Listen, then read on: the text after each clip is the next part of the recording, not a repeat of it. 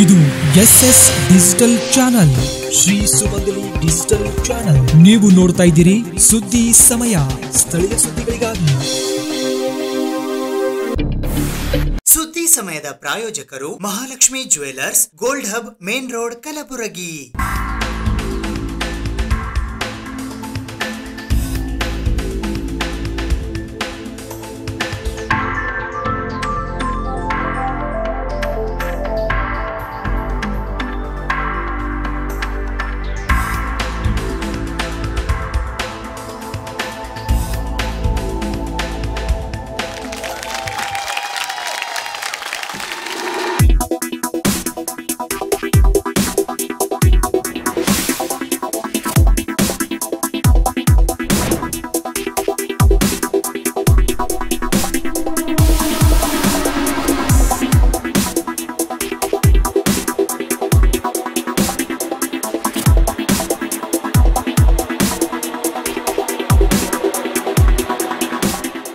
Mahalakshmi jewellers, gold hub, main road, Gulbarga.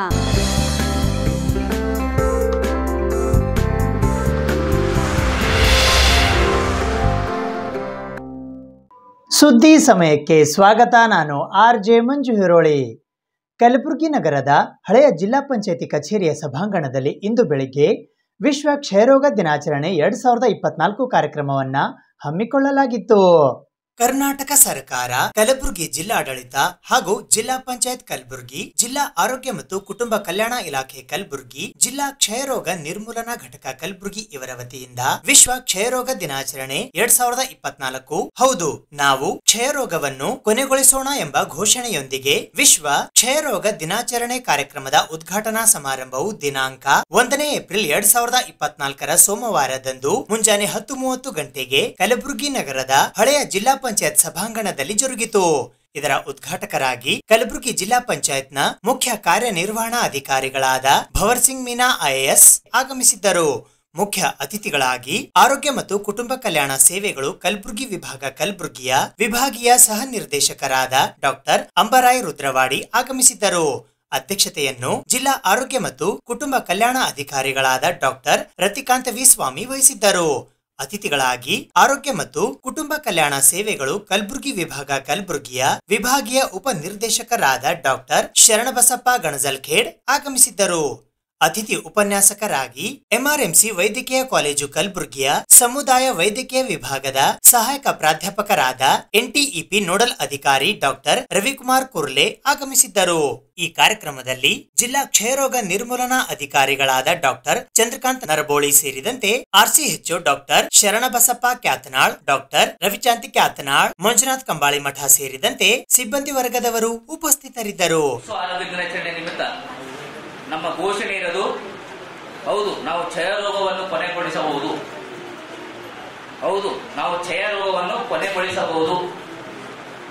ಈ ಕ್ಷಯರೋಗವನ್ನು ನಾವು 2025ರಲ್ಲಿ ಭಾರತ ದೇಶದ ನಿರ್ಮೂಲನೆ ಮಾಡಲು ಒಂದು ಭಾರತದ ಘನ ಸರ್ಕಾರ ಪಣ ತೊಟ್ಟಿದೆ. ಈ ಒಂದು ಆಕ್ಚುಲಿ 2030ರಲ್ಲಿ ಇದು ನಾವು ಎಲಿಮಿನೇಷನ್ ಇತ್ತು, ಅದನ್ನ 5 ವರ್ಷ ಮುಂಚೆ ನಾವು ಎಲಿಮಿನೇಷನ್ ಮಾಡ್ತೀವಿ ಅಂತ ಸರ್ಕಾರ ಒಂದು ಪಣ ತೊಟ್ಟಿದ ಪ್ರವರ್ತ ನಾವು ಕಾರ್ಯಪ್ರವೃತ್ತರಾಗಿ ಹಗಲಿರುಳು ಇದಕ್ಕಾಗಿ ನಾವು ದುಡಿತಾ ಇದ್ದೇವೆ. ಇವಾಗ ನಮ್ದು HIV ಜೊತೆಯಲ್ಲಿ ಇದು ಕೂಡ 2030ರಲ್ಲೇ ಇತ್ತು ಎಲಿಮಿನೇಷನ್. ಸೊ ಇದನ್ನ 2025ರಲ್ಲಿ ನಾವು ನೀವೆಲ್ಲ ಕೂಡಿ ಕೊನೆಗೊಳಿಸಬೇಕಾಗಿದೆ, ಎಲಿಮಿನೇಷನ್ ಮಾಡಬೇಕಾಗಿದೆ. ಕಲಬುರಗಿ ಜಿಲ್ಲೆಯು ರಾಜ್ಯದಲ್ಲಿ ಹೆಚ್ಚಿನ ಒಂದು ಪ್ರಮಾಣದ ರೋಗಿಗಳು ಹೊಂದಿರುವಂತಹ ಒಂದು ತಾಣವಾಗಿದೆ. ಸೊ ಈಗಾಗಲೇ ನಮ್ಮ ಕಲಬುರಗಿ ಜಿಲ್ಲೆ ಜನಸಂಖ್ಯೆ ನಿಮ್ಗೆಲ್ಲರಿಗೂ ಗೊತ್ತಿದ್ದಂಗೆ ನಾವು ಹಳೆಯದು ಪಾಪ್ಯುಲೇಷನ್ 29 ಲಕ್ಷ ಇರ್ತೀವಿ, 32 ಲಕ್ಷ ಪಾಪ್ಯುಲೇಷನ್ ನಿಯರ್ಲಿ ಇದೆ. ಸೊ ಆ ಪಾಪ್ಯುಲೇಷನ್ ಪ್ರಕಾರ ನಾವು ನಮ್ಮ ಕಲಬುರಗಿ ಜಿಲ್ಲೆ ಒಂದು ದೊಡ್ಡ ಜಿಲ್ಲೆ ಆಗಿದೆ. ಕಲಬುರಗಿ ಕರ್ನಾಟಕದಲ್ಲೇ ಬೆಳಗಾವಿ ಬಿಟ್ಟರೆ ಕಲಬುರಗಿ ಜಿಲ್ಲೆ, ಬೆಂಗಳೂರು, 3-4 ಜಿಲ್ಲೆಯಲ್ಲಿ ನಮ್ದು ಒಂದು ದೊಡ್ಡದಾದಂತಹ ಜಿಲ್ಲೆ. ಸೊ ಈ ಜಿಲ್ಲೆಯಿಂದ ನಾವು ಸಾಕಷ್ಟು ಪ್ರಮಾಣದಲ್ಲಿ ರೋಗಿಗಳ ತಾಣ ಇರೋದ್ರಿಂದ ನಾವು ಇದನ್ನು ಎಲಿಮಿನೇಷನ್ ಮಾಡಲು ಹಗಲಿರುಳು ದುಡಿತಾ ಇದ್ದೀವಿ. 24 ಮಾರ್ಚ್ 1885 TB ಯಾಕೆ ಯಾವ ಕಾರಣಕ್ಕಾಗಿ ಬರುತ್ತೆ, ಅದು ಬ್ಯಾಕ್ಟೀರಿಯಾ ಏನಿದೆ ಅದು ಆವಾಗ ಡಿಸ್ಕವರಿ ಆಗಿತ್ತು. ನಮ್ಮ ಆಶಾ ವರ್ಕರ್ಸ್ ಮನೆ ಮನೆಗೆ ಭೇಟಿ ಮಾಡುವಾಗ, ಹೆಲ್ತ್ ಅಂಡ್ ನ್ಯೂಟ್ರಿಷನ್ ಸರ್ವೆ ಮಾಡುವಾಗ ಅಥವಾ ಬೇರೆ ಬೇರೆ ಊರಲ್ಲಿ ಜನರ ಜೊತೆ ಭೇಟಿ ಮಾಡುವಾಗ ಈ ಟಿಬಿ ವಿಷಯ ಬಗ್ಗೆ ಏನಾಗುತ್ತೆ, ಒಂದು ಸ್ಟಿಗ್ಮಾ ಇದೆ, ಒಂದು ಸೋಷಿಯಲ್ ಸ್ಟಿಗ್ಮಾ ಇದೆ. ಕನ್ನಡದಲ್ಲಿ ಏನು ಮಾಡಿರುತ್ತೆ ಗೊತ್ತಿಲ್ಲ, ಸೋಷಿಯಲ್ ಸ್ಟಿಗ್ಮಾ. ಸೊ ಅದ್ರ ಬಗ್ಗೆ ಮಾತಾಡಲ್ಲ. ಅಂದ್ರೆ TB ಅಂತ ಯಾರು ಗೊತ್ತಾದ್ರೆ ಕಷ್ಟ ಆಗತ್ತೆ, ಸೊಸೈಟಿನಲ್ಲಿ ಒಂದು ಆ ತರ ಸಮಸ್ಯೆ ಬರುತ್ತೆ, ಅದು ಒಂದು ಮೊದಲೇ ಇತ್ತು. ಬಟ್ ಆ ಕಾರಣದಿಂದ ಏನಾಗುತ್ತೆ, ಕೆಲವೊಬ್ಬರ ಹತ್ತಿರ ಫಾರ್ ಎಕ್ಸಾಂಪಲ್ ಕೆಮ್ಮು ಇರುತ್ತೆ, ಕೆಮ್ಮಿದ್ದಾಗ TB ಇರ್ಬೋದಂತ ಸಂಶಯದಿಂದ ಜನರು ಟೆಸ್ಟ್ ಮಾಡಿಸಲ್ಲ, ಬೇರೆ ಕಡೆ ಡಾಕ್ಟರ್ಗೆ ತೋರಿಸಲ್ಲ. ಹಾಗಾಗಿ ನಮ್ದು ಬಹಳಷ್ಟು TB ಕೇಸ್ ನಮಗೆ ಡಿಟೆಕ್ಟ್ ಆಗಲ್ಲ. ಸೊ ಆ ಸೋಷಿಯಲ್ ಸ್ಟಿಗ್ಮಾ ಏನಿದೆ, ನಾವು ಅದನ್ನು ತೆಗೆಯಬೇಕಾಗತ್ತೆ. ನಾವು ಆ ವಿಷಯದಲ್ಲಿ ಕೆಲಸ ಮಾಡಬೇಕಾಗತ್ತೆ. ನಾವು ಜನರಿಗೆ ಏನ್ ಹೇಳ್ಬೇಕು, ಇದು ಸ್ಟಿಗ್ಮಾ ಇಲ್ಲ, ಇದು ಟ್ರೀಟೇಬಲ್ ಡಿಸೀಸ್, ಇದು ನಮಗೆ ಡಿಟೆಕ್ಟ್ ಕೂಡ ಆಗಬಹುದು, ಟೆಸ್ಟ್ ಇರುತ್ತೆ. ಎಲ್ಲ PHC CHC ನಲ್ಲಿ ಎಲ್ಲ ಕಡೆ ವ್ಯವಸ್ಥೆ ಇದಾವೆ, ಸ್ಪುಟಮ್ ಟೆಸ್ಟ್ ಕೊಡಬಹುದು, ಅದು ಬಹಳ ಬೇಗ ಗೊತ್ತಾಗತ್ತೆ. ಅದು ಒಂದಿದೆ. ಎರಡನೇದು, ಇದು ನಾವು ಬಹಳ ಸಾಮಾನ್ಯವಾಗಿ ನಾವು ಮಾತಾಡಿದೀವಿ, ನಿಮ್ಗೆಲ್ಲ ಟೆಕ್ನಿಕಲ್ ಕ್ಲಿನಿಕಲ್ ಜಾಸ್ತಿ ಗೊತ್ತಿದೆ. ಎರಡನೇದು, ಸಾಮಾನ್ಯವಾಗಿ TB ಅಂದ್ರೆ ಬರೀ ಲಂಗ್ಸ್ ಅಲ್ಲಿ ಇರುತ್ತೆ ಅಂತ ಜನರು ಸಾಮಾನ್ಯ ಮಾತಾಡ್ತಾರೆ. ಕೆಮ್ಮು ಇದ್ರೆ ಮಾತ್ರ TB ಅಂತ. ಆದ್ರೆ ಕೆಲವೊಂದು ಸಮಯದಲ್ಲಿ ನಮಗೆ ಬೇರೆ ಬೇರೆ ಬಾಡಿ ಪಾರ್ಟ್ ಅಲ್ಲಿ ಕೂಡ TB ಇರಬಹುದು. ಬಹಳಷ್ಟು ಎಜುಕೇಟೆಡ್ ಪೀಪಲ್ ಕೂಡ ಗೊತ್ತಾಗಲ್ಲ, ಆಮೇಲೆ ಗೊತ್ತಾಗುತ್ತೆ ಸ್ಪೈನಲ್ಲಿ TB ಇತ್ತು ಅಥವಾ ಬೇರೆ ಕಿಡ್ನಿನಲ್ಲಿ ಅಥವಾ ಬೇರೆ ಆರ್ಗನ್ TB ಇತ್ತು, ಆಮೇಲೆ ಗೊತ್ತಾಗುತ್ತೆ. ಸೊ ಹಾಗಾಗಿ ಆ TBದು ಸರಿ ಟೈಮ್ನಲ್ಲಿ ಪರೀಕ್ಷಣೆ ಟೆಸ್ಟ್ ಮಾಡೋದು ಬಹಳ ಉತ್ತಮ, ಅದು ನಾವು ಹೇಳಬೇಕಾಗುತ್ತೆ. ಆ ನಿಟ್ಟಿನಲ್ಲಿ ನಮ್ಗೆ ಒಂದು ಟಾರ್ಗೆಟ್ ಕೊಟ್ಟಿದ್ದಾರೆ, ನಾವು ಅದರಲ್ಲಿ ಚೆನ್ನಾಗಿ ಟೆಸ್ಟ್ ಮಾಡ್ತೀವಿ. ಈ ವರ್ಷ ನಮ್ಮ ಡಾಕ್ಟರ್ ಚಂದ್ರಕಾಂತ್ ಹೇಳೋ ಪ್ರಕಾರ ಈ ವರ್ಷ ನಾವು ರಾಜ್ಯದಲ್ಲಿ ಫಸ್ಟ್ ಇದ್ದೀವಿ, ರೈಟ್? ಸೊ ಚೆನ್ನಾಗಿ ಕೆಲಸ ಮಾಡಿದೀವಿ. ಆದ್ರೆ ಕ್ವಾಲಿಟಿ ಆಫ್ ಟೆಸ್ಟ್ ನಾವು ಸರಿಯಾಗಿ ಮಾಡಬೇಕಾಗತ್ತೆ. ಎಲ್ಲಿ ಸಂಶಯ ಇದೆ ಅಲ್ಲಿ ನಾವು ಟೆಸ್ಟ್ ಮಾಡಿದ್ರೆ ಒಳ್ಳೆ ಇರುತ್ತೆ. ಸಕ್ಸೆಸ್ ರೇಟ್ ಸ್ವಲ್ಪ ಜಾಸ್ತಿ ಇರಬೇಕು. ಸೊ ಈಗ ನಾವು ನೋಟಿಫಿಕೇಶನ್ ನೋಡಿದ್ರೆ ನಮ್ಮ ಜಿಲ್ಲೆದು ಅಷ್ಟು ಚೆನ್ನಾಗಿಲ್ಲ. 73% ಮಾತ್ರ ನೋಟಿಫಿಕೇಶನ್ ಆಗಿದೆ. ಒಂದು ಫಿಗರ್ಸ್ ಪ್ರಕಾರ 6,000 ನಮ್ಮ ನೋಟಿಫಿಕೇಶನ್ ಆಗಬೇಕಾಗಿತ್ತು, ಆದ್ರೆ 4,185 ಅಷ್ಟಾಗಿ ಬಹಳ ಕಡಿಮೆ ಇದೆ. ಸೊ ನಾವು ಈಗ ಟೆಸ್ಟಿಂಗ್ ಕ್ವಾಲಿಟಿ ಮೇಲೆ ನಾವು ಕೆಲಸ ಮಾಡಬೇಕಾಗುತ್ತೆ. ಸೊ ಹಾಗಾಗಿ ನಮಗೆ ಸಂಶಯಾಸ್ಪದ ಇರುವಂತ ರೋಗಿಗಳಿರ್ಬೋದು ಅಥವಾ ಅವರಿಗೆ ಡೌಟ್ ಇರುತ್ತೆ ಅಂತ ಕಡೆ ಸ್ವಲ್ಪ ಜಾಸ್ತಿ ಫೋಕಸ್ ಮಾಡಬೇಕು. ನಾವು ಸುಮ್ಮನೆ ಅಂಕಿಅಂಶಕ್ಕೋಸ್ಕರ ಫಿಗರ್ಗೋಸ್ಕರ ಬೇರೆ ಕಡೆ ಟೆಸ್ಟ್ ಮಾಡಿ ಟಾರ್ಗೆಟ್ ಅಚೀವ್ ಮಾಡೋದು ಕೆಲಸ ಮಾಡಬಾರ್ದು. ಸೊ ಒಂದು ಸ್ಟಿಗ್ಮಾ, ಸೋಷಿಯಲ್ ಸ್ಟಿಗ್ಮಾ ಏನಿದೆ ಅದನ್ನು ಸ್ವಲ್ಪ ನಾವು ಕಡೆ ಇರಬೇಕಾಗತ್ತೆ. ಎಲ್ಲ ಕಡೆ ಜನರೊಳಗಡೆ ಇದು ಸಮಾಜದಲ್ಲಿ ಒಂದು ಜಾಗೃತಿ ನಾವು ಮೂಡಿಸಬೇಕಾಗತ್ತೆ. ಅದು ಬಹಳ ದೊಡ್ಡ ನಾವು ಕೆಲಸ ಮಾಡ್ತಿಲ್ಲ. ಈಗ ಬಹಳ ಮಟ್ಟದಲ್ಲಿ ಒಂದು ಜಾಗೃತಿ ಬಂದ್ಬಿಟ್ಟಿದೆ, ಆದ್ರೆ ಈ ವಿಷಯ ಬಗ್ಗೆ ಇನ್ನೂ ಬಹಳ ಇಂಟೀರಿಯರ್ ಕ್ಷೇತ್ರದಲ್ಲಿ ಇರಬಹುದು ಅಥವಾ ಬಹಳಷ್ಟು ಟ್ರೈಬ್ಸ್ ನಲ್ಲಿ ಅಥವಾ ಕೆಲವೊಂದು ಸಮಾಜ ವರ್ಗಿರ್ತಾರೆ, ಅವರು ಮೇನ್ ಸ್ಟ್ರೀಮ್ ನಲ್ಲಿ ಕನೆಕ್ಟ್ ಇರಲ್ಲ, ಅವರಲ್ಲಿ ಬಹಳಷ್ಟು ಸಮಸ್ಯೆ ಇದಾವೆ, ಅದು ನಾವು ಕನೆಕ್ಟ್ ಮಾಡಬೇಕಾಗುತ್ತೆ. ಮೂರನೇದು, TBದು ಒಂದು ಸಮಸ್ಯೆ ಏನಂದ್ರೆ TB ಇದ್ದಾಗ ನಮ್ಮ ಇಮ್ಯುನಿಟಿ ಕಡಿಮೆ ಆಗ್ಬಿಡುತ್ತೆ, ಇಮ್ಯುನಿಟಿ. ಸೊ ಆವಾಗ ಬಹಳಷ್ಟು ಬೇರೆ ಬೇರೆ ರೋಗಗಳು ಕೂಡ ಬಂದ್ಬಿಡ್ತಾರೆ. ಈಗ ನಿಮಗೆ ಚಿಕನ್ಗುನ್ಯಾ ಇದ್ರೆ, ಡೆಂಗು ಇದ್ರೆ ಬರೀ ಆ ರೋಗದ್ದು ನಾವು ಮಾತ್ರೆಗಳು ತಗೊಂಡು ಟ್ರೀಟ್ಮೆಂಟ್ ತಗೊಳ್ಬಹುದು. ಆದ್ರೆ TB ಬಗ್ಗೆ ಸರ್ಕಾರ ಯಾಕೆ ಅಷ್ಟು ಒತ್ತಡ ಕೊಡ್ತಾ ಇದ್ದಾರೆ ಅಂದ್ರೆ, ಯಾಕಂದ್ರೆ ಈ TB ಆದಂತ ನ್ಯೂಟ್ರಿಷನ್ ಬಹಳ ಇಂಪ್ಯಾಕ್ಟ್ ಆಗುತ್ತೆ. ಸೊ ನಾವು ನ್ಯೂಟ್ರಿಷನ್ ಬಗ್ಗೆ ಕೂಡ ಗಮನ ಕೊಡಬೇಕಾಗತ್ತೆ. ಈಗ ನಮ್ಮ ಜಿಲ್ಲೆಗೆ ನಾವು ಮಕ್ಕಳಲ್ಲಿ SIN ಮಕ್ಕಳು ಐಡೆಂಟಿಫೈ ಮಾಡ್ತಾ ಇದೀವಿ, ಅನಿಮಿಯಾ ಕೂಡ ನಾವು ಟೆಸ್ಟಿಂಗ್ ಮಾಡ್ತಾ ಇದೀವಿ. ಆದ್ರೆ TB ಪೇಷಂಟ್ ಇರೋ ಕಡೆ ನಾವು ನ್ಯೂಟ್ರಿಷನ್ ಬಗ್ಗೆ ಕೂಡ ಗಮನ ಕೊಡಬೇಕಾಗುತ್ತೆ. ಟ್ರೀಟ್ಮೆಂಟ್ ನಡ್ತಾ ಇರುತ್ತೆ, ಅವರು ಮೆಡಿಸಿನ್ ತಗೊಳ್ತಾರೆ, ಮೆಡಿಸಿನ್ ಮಿಸ್ ಮಾಡಬಾರ್ದು, ರೆಗ್ಯುಲರ್ ಆಗಿ ಟೆಸ್ಟಿಂಗ್ ಮತ್ತು ಡಾಕ್ಟರ್ ಕಡೆ ತೋರಿಸಬೇಕು, ಅದು ಒಂದಿದೆ. ಜೊತೆಗೆ ನ್ಯೂಟ್ರಿಷನ್, ಕೆಲವೊಂದು ಕಡೆ ನ್ಯೂಟ್ರಿಷನ್ ತಗೊಳ್ಳೋಕೆ ಅವ್ರ ಹತ್ರ ಹಣ ಇರಲ್ಲ, ಅವಾಗ ನಾವೊಂದು ಸೋಷಿಯಲ್ ವರ್ಕರ್ ಅಂತ ಐಡೆಂಟಿಫೈ ಮಾಡಿಕೊಂಡು ಪಂಚಾಯತ್ನಲ್ಲಿ ಒಂದು ಐಡೆಂಟಿಫೈ ಮಾಡಿಕೊಂಡು ಅವರಿಗೆ ಕೂಡ ನಾವು ನ್ಯೂಟ್ರಿಷನ್ ಫುಡ್ ಕೊಡೋಕೆ ಕೂಡ ವ್ಯವಸ್ಥೆ ಮಾಡ್ತೀವಿ. ಮತ್ತು ಪ್ರಿಕಾಷನ್ ನಲ್ಲಿ ನಿಮಗೆ ಗೊತ್ತಿದೆ, TB ಒಂದು ರೋಗ ಇರುವುದು ಸಾಂಕ್ರಾಮಿಕ ಇರ್ತಾರೆ, ಸಾಂಕ್ರಾಮಿಕ it's a continuous. So by air droplet ಆಗತ್ತೆ. ಸೊ ಕೆಮ್ಮು ಒಂದು ವಾರದ ಜಾಸ್ತಿ ಕೆಮ್ಮು ಇದ್ರೆ ನಾವು ಟೆಸ್ಟ್ ಮಾಡಿಸಬೇಕಾಗುತ್ತೆ. ಮತ್ತು ಎಲ್ಲ ಕಡೆ ಫೆಸಿಲಿಟಿ ಇದಾಗುತ್ತೆ ಕೆಮ್ಮು ಸ್ಪುಟಮ್ ಟೆಸ್ಟ್ ಮಾಡಕ್ಕೆ. ಹಾಗಾಗಿ ಈ ತರ ಕೇಸ್ ನಿಮ್ ಗಮನಕ್ಕೆ ಬಂದಾಗ ಜನರಿಗೆ ಸ್ವಲ್ಪ ಮೋಟಿವೇಟ್ ಮಾಡಿ ಟೆಸ್ಟ್ ಮಾಡಿಸೋಕೆ ಹೇಳಬೇಕಾಗುತ್ತೆ, ಕಳಿಸಬೇಕಾಗುತ್ತೆ. ಟ್ರೀಟ್ಮೆಂಟ್ ನಿಮಗೆ ಗೊತ್ತಿದೆ, ನಮ್ಮ ಫಿಗರ್ ಹೇಳ್ತಾ ಇದೆ. ಫಿಗರ್ ನಲ್ಲಿ ನೋಡಿದ್ರೆ 3,100 ನಲ್ಲಿ 2,739 ಅಂದ್ರೆ 88% ಸಕ್ಸೆಸ್ ರೇಟ್ ಆಗಿದೆ. ಸೊ ಟ್ರೀಟ್ಮೆಂಟ್ ಆಗ್ಬಹುದು. TB ಬಗ್ಗೆ ಮೊದಲೇ ಬಹುಶಃ ಜನ ಮಾತಾಡಲ್ಲ, TB ಬಂದ್ರೆ ಟ್ರೀಟ್ಮೆಂಟ್ ಇಲ್ಲ, ಹೇಗೆ ಮಾಡಬಹುದು, ಹೇಗೆ ಟ್ರೀಟ್ಮೆಂಟ್ ಎಲ್ಲ ತಗೊಳ್ಬೇಕು, ನಮ್ಮ ಹತ್ರ ದುಡ್ಡಿಲ್ಲ, ಎಲ್ಲಿ ಹೋಗ್ಬೇಕು ಅಂತ ಒಂದು ಸಂಶಯ ಇರುತ್ತೆ. ಆದ್ರೆ ಈಗ ನೀವು ಫಿಗರ್ ನೋಡಿ, ಇಲ್ಲಿ 88% ಸಕ್ಸೆಸ್ ಆಗಿದೆ. ಹಾಗಾಗಿ ಆ TB ಬಗ್ಗೆ ಸಕ್ಸೆಸ್ ರೇಟ್ ಚೆನ್ನಾಗಿದೆ, ಟ್ರೀಟ್ಮೆಂಟ್ ಲಭ್ಯ ಇದೆ. ಆ ಟ್ರೀಟ್ಮೆಂಟ್ ಏನಾಗುತ್ತೆ, ಸಾಮಾನ್ಯ ನಾವು ಮೆಡಿಸಿನ್ ಸ್ಟಾರ್ಟ್ ಮಾಡಿದ್ರೆ ನಮ್ಗೆ ಆರಾಮ್ ಬರುತ್ತೆ, ನಾವು ಸ್ಟಾಪ್ ಮಾಡ್ಬಿಡ್ತೀವಿ. ಅದು ಸ್ವಲ್ಪ ಪೂರ್ತಿ ಕೋರ್ಸ್ ತಗೊಳ್ಬೇಕು. ಇದು ಒಂದು ದೊಡ್ಡ ಸಮಸ್ಯೆ. ಸ್ವಲ್ಪ ಆಶಾ ವರ್ಕರ್ಸ್, ನಮ್ಮ ಹೆಲ್ತ್ ವರ್ಕರ್ಸ್, CHOಗಳು ಕೂಡ ಫೀಲ್ಡ್ ನಲ್ಲಿ ಕೆಲಸ ಮಾಡ್ಬೇಕಾದ್ರೆ ಜನರೊಳಗಡೆ ಇದು ಮಾಹಿತಿ ಈ ಮನವರಿಕೆ ಮುಖಾಂತರ ಇದು ಹೋಗ್ಬೇಕು. ಆ ಟ್ರೀಟ್ಮೆಂಟ್ ಪೂರ್ತಿ ತಗೊಳ್ಬೇಕು. ಸಾಮಾನ್ಯವಾಗಿ ಜ್ವರ ಬರುತ್ತೆ, ನಾವು ಪ್ಯಾರಾಸಿಟಮಾಲ್ ತಗೊಂಡ್ರೆ ಆಯ್ತು ಈಗ ಮುಗಿತು ಅಂತ ನಾವು ಸರಿಯಾಗಿದೀವಿ ಅಂತ. ಆದ್ರೆ ಬಹಳಷ್ಟು ಬ್ಯಾಕೆಂಡ್ ಅಲ್ಲಿ ಬಹಳಷ್ಟು ಬೇರೆ ಸಮಸ್ಯೆ ಇರ್ತವೆ. ಅವರಿಗೆ ವೈರಲ್ ಇರ್ಬೋದು, ಬೇರೆ ಫೀವರ್ ಇರ್ಬೋದು, ಬೇರೆ ಬ್ಯಾಕ್ಟೀರಿಯಾಲಜಿಕಲ್ ಏನಾದ್ರು ಡಿಸೀಸ್ ಇರ್ಬೋದು. TB ನಲ್ಲಿ ನಾವು ಟ್ರೀಟ್ಮೆಂಟ್ ಕಂಪ್ಲೀಟ್ ಮಾಡಬೇಕು. ಅದು ಒಂದು ಒತ್ತಡ ಹಾಕಬೇಕು. ಅದರ ಬಗ್ಗೆ ಜನರಿಗೆ ಸ್ವಲ್ಪ ಮಾಹಿತಿ ಕರೆಕ್ಟಾಗಿ ಕೊಡಬೇಕು.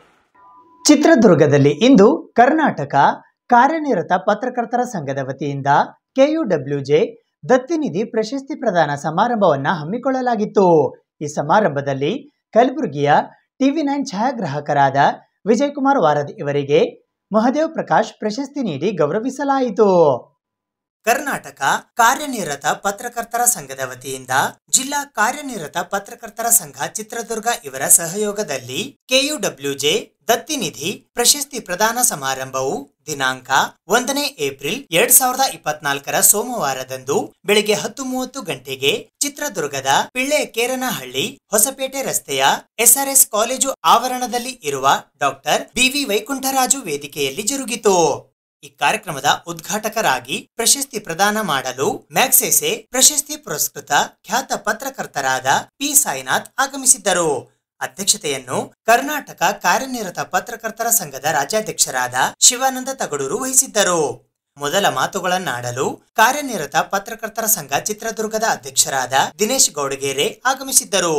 ದಿಕ್ಸೂಚಿ ಭಾಷಣ ಮಾಡಲು ಕೊಪ್ಪಳ ವಿಶ್ವವಿದ್ಯಾಲಯದ ಕುಲಪತಿಗಳಾದ ಪ್ರೊಫೆಸರ್ BK ರವಿ ಆಗಮಿಸಿದ್ದರು. ಮುಖ್ಯ ಅತಿಥಿಗಳಾಗಿ ಚಿತ್ರದುರ್ಗದ ಜಿಲ್ಲಾಧಿಕಾರಿಗಳಾದ ವೆಂಕಟೇಶ್ ಟಿ, ಚಿತ್ರದುರ್ಗ ಜಿಲ್ಲಾ ಪೊಲೀಸ್ ವರಿಷ್ಠಾಧಿಕಾರಿಗಳಾದ ಧರ್ಮೇಂದರ್ ಕುಮಾರ್ ಮೀನಾ, SRS ಸಮೂಹ ಶಿಕ್ಷಣ ಸಂಸ್ಥೆ ಚಿತ್ರದುರ್ಗದ ಅಧ್ಯಕ್ಷರಾದ BA ಲಿಂಗಾರೆಡ್ಡಿ ಹಾಗೂ SJM ವಿದ್ಯಾಪೀಠ ಚಿತ್ರದುರ್ಗದ ಅಧ್ಯಕ್ಷರಾದ ಶಿವಯೋಗಿ C ಕಳಸದ್ IAS ಆಗಮಿಸಿದ್ದರು. ಇದೇ ವೇಳೆ KUWJ ದತ್ತಿನಿಧಿ ಪ್ರಶಸ್ತಿಗಳನ್ನು ಪ್ರದಾನ ಮಾಡಲಾಯಿತು.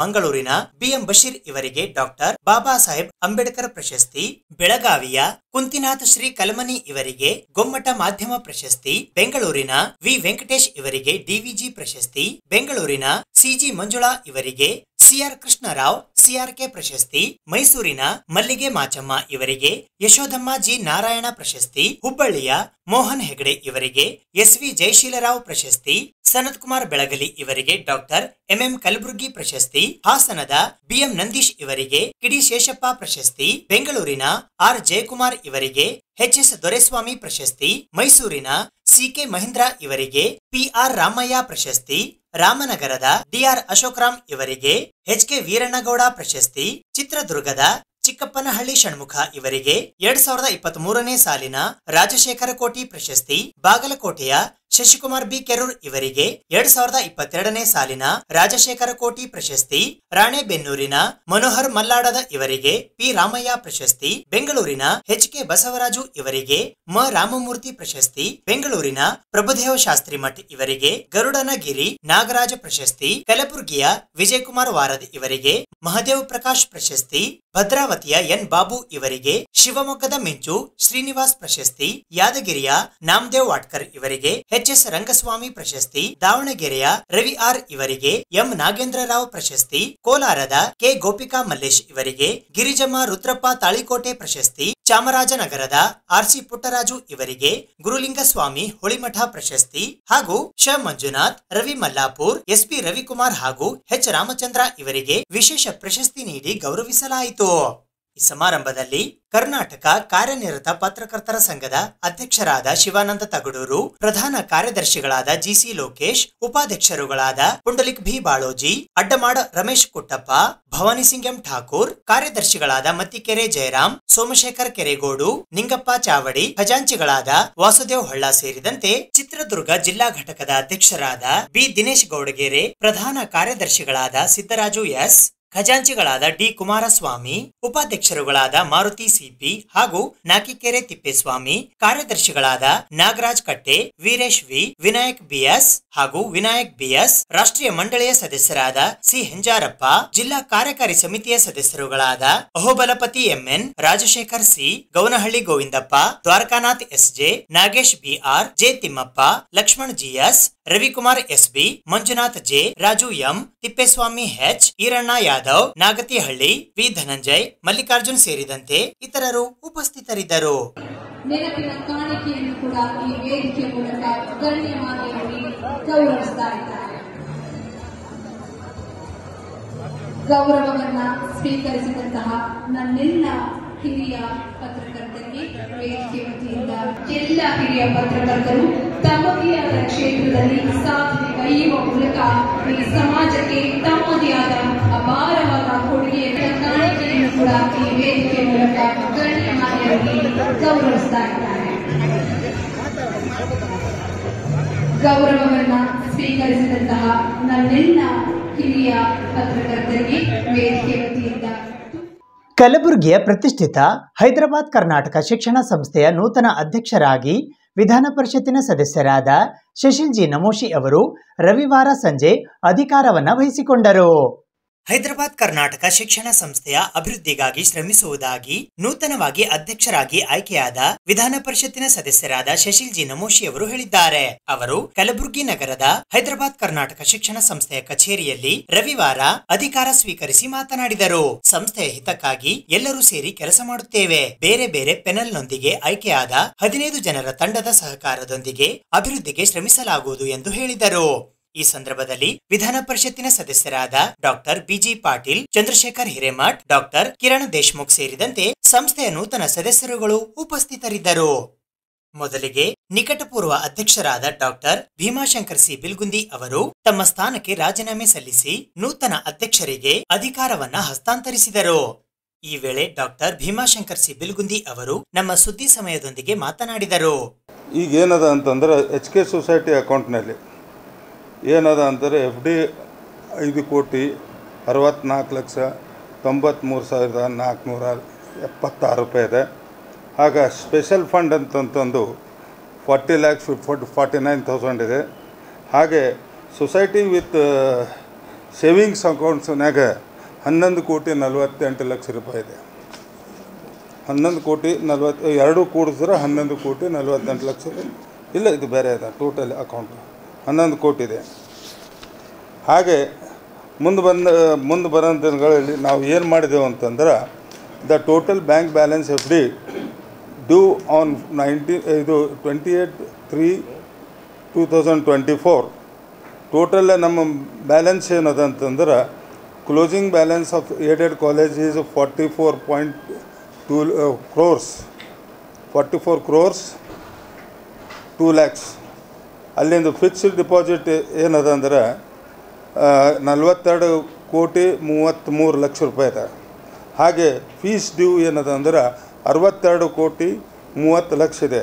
Totally it is 140 crores 48 crores 67 lakhs ಇದೆ. ಹಾಗೆ ಇದರಲ್ಲಿ ಏನದ ಇನ್ಸ್ಟಿಟ್ಯೂಷನ್ FDಗಳು ಏನಿದಾವ 148 ಕೋಟಿ ರೂಪಾಯಿ ಇದೆ. ಹಾಗೆ HK society office closing balance ಏನದ 11,48,00,000 ರೂಪಾಯಿ ಇದೆ. ಹಾಗೆ ಸೊಸೈಟಿದು total fixed deposit 5 crores 64 lakhs. Total amount leads to 165 crores 80 lakhs rupees ಇದೆ. ಇದು ಏನದ ಅಂತಂದ್ರೆ ನಮ್ಮ ಫೈನಾನ್ಷಿಯಲ್ ಸ್ಟೇಟಸ್ ಇದೆ. ಫೈನಾನ್ಷಿಯಲ್ ಸ್ಟೇಟಸ್ ಅಂದ್ರೆ ಇದು 100% ಏನದ ಬ್ಯಾಂಕ್ ಬ್ಯಾಲೆನ್ಸ್ ಇದೆ. ನಾವು ಎಲ್ಲಿ ಬೇಕಾದಲ್ಲಿ ನಾವು ಅಂದ್ರೆ ಪ್ರೆಸೆಂಟ್ ಮಾಡಬಹುದು ಈ ಪೇಪರ್ ತೊಗೊಂಡು. ಅಧಿಕಾರ ವಹಿಸಿಕೊಂಡ ನಂತರ ಶಶಿಲ್ ಜಿ ನಮೋಶಿ ಅವರು ಕೂಡ ಸುದ್ದಿ ಸಮಯದೊಂದಿಗೆ ಮಾತನಾಡಿದರು. ಇವತ್ತು 17ನೇ ತಾರೀಕಿಗೆ ನಡೆದಂಥ ಚುನಾವಣೆಯಲ್ಲಿ ನಮ್ಮ ಹೈದರಾಬಾದ್ ಕರ್ನಾಟಕ ಶಿಕ್ಷಣ ಸಂಸ್ಥೆಯ ಕುಟುಂಬ ಸದಸ್ಯರು ನನಗೂ ಉಪಾಧ್ಯಕ್ಷರಿಗೂ ಮತ್ತೆಲ್ಲ ನಮ್ಮ ತಂಡಕ್ಕೆ ಆಯ್ಕೆ ಮಾಡಿಕೊಟ್ಟಿದ್ದಾರೆ. ಮೊದಲನೇದಾಗಿ ಎಲ್ಲ ಸದಸ್ಯರಿಗೆ ನಾನು ಹೃತ್ಪೂರ್ವಕವಾದಂಥ ಧನ್ಯವಾದಗಳನ್ನು ಈ ಸಂದರ್ಭದಲ್ಲಿ ಹೇಳಲಿಕ್ಕೆ ಇಚ್ಛಪಡ್ತೇನೆ. ನಮ್ಮ ಒಂದು ನೀತಿ ನಿಯಮ ಪ್ರಕಾರ 31ನೇ ತಾರೀಕಿಗೆ ಅಧಿಕಾರ ಹಸ್ತಾಂತರ ಮಾಡುವಂಥ ಒಂದು ಶಿಷ್ಟಾಚಾರ, ಒಂದು ಪದ್ಧತಿ ಇದೆ. ಆ ಶಿಷ್ಟಾಚಾರ ಪದ್ಧತಿ ಪ್ರಕಾರ ಯಾರೇ ಅಧಿಕಾರಕ್ಕೆ ಬರ್ತಾರೆ, ಒಂದು ಪದ್ಧತಿ ಇನ್ನೊಂದು ಏನಿದೆ ಅಂತಂದರೆ ಅವ್ರ ಅನುಕೂಲದ ಪ್ರಕಾರ ಅವ್ರಿಗೆ ಯಾವ ರೀತಿ ಅನುಕೂಲ ಆಗುತ್ತೆ, ಯಾವ ಸಮಯದಲ್ಲಿ ಅವರು ಅಧಿಕಾರ ಸ್ವೀಕಾರ ಮಾಡಬೇಕಂತಾರೋ ಆ ಟೈಮಲ್ಲಿ ಅದನ್ನು ಮಾಡುವಂಥದ್ದು ಒಂದು ಶಿಷ್ಟಾಚಾರ, ಒಂದು ಪದ್ಧತಿ. ಯಾಕೋ ನನಗೆ ಗೊತ್ತಾಗ್ತಾ ಇಲ್ಲ, ಆದರೆ ಒಂದು ಸ್ವಲ್ಪ ಅನನುಕೂಲ ತಮಗೂ ಕೂಡ ಆದರೂ ಕೂಡ ತಾವು ಯಾವ ಅನ್ಯತಾ ಭಾವಿಸ್ಬೇಡ್ರಿ. ಬಂದು ಅಧಿಕಾರ ಕೊಡುವಂಥ ಒಂದು ಪದ್ಧತಿ ಅವ್ರದ್ದು. ನಮ್ಮ ಅನುಕೂಲ ಪ್ರಕಾರ ಮಾಡಬೇಕು ಹೊರತಾಗಿ ಅವ್ರ ಅನುಕೂಲ ಪ್ರಕಾರ ಅಲ್ಲ. This is the normal procedure followed everywhere.